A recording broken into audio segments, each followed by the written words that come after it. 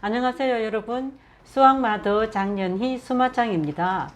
오늘은 약속된 기호가 얼마나 중요한지에 대해서 알아보려고 하는데요.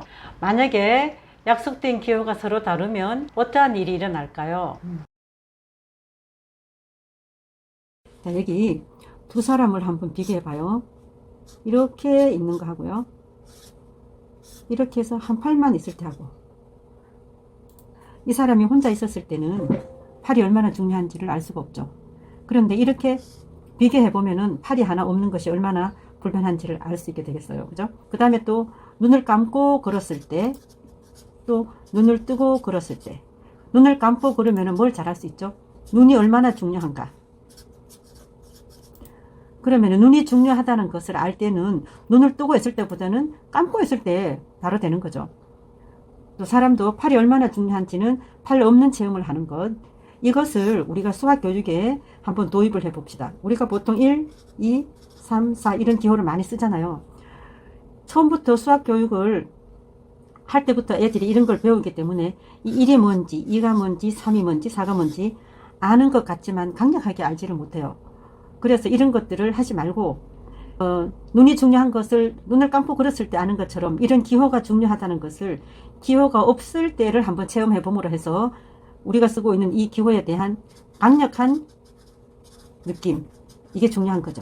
카드에다가 만약에 1을 나타내는데 어떤 애는 이렇게, 어떤 애는 이렇게, 어떤 애는 이렇게 한다 그러면은 어떤 애는 이걸 1이라 그러고, 이걸 1이라 그러고, 이걸 1이라 그러고, 이렇게 되면은 우리가 쓰고 있는 1이 각자마다 다 다르잖아요. 그랬을 때는 같이 쓸 수가 없다는 느낌을 이런 놀이에서 갖는 거죠.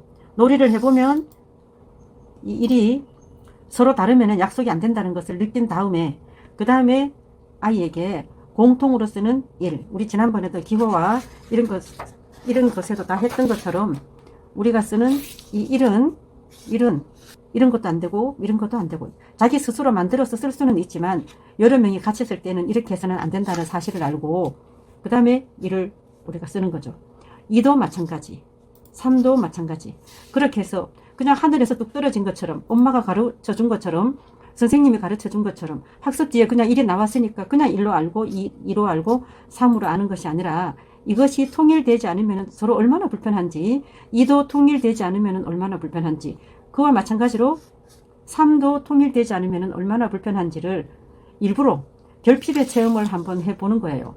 팔을 없애보고, 눈을 감아보고, 다리 한쪽을 들고 걸어보고, 이런 것들을 통해서 우리가 쓰고 있는 이런 숫자가 얼마나 유용한 도구인지, 그죠?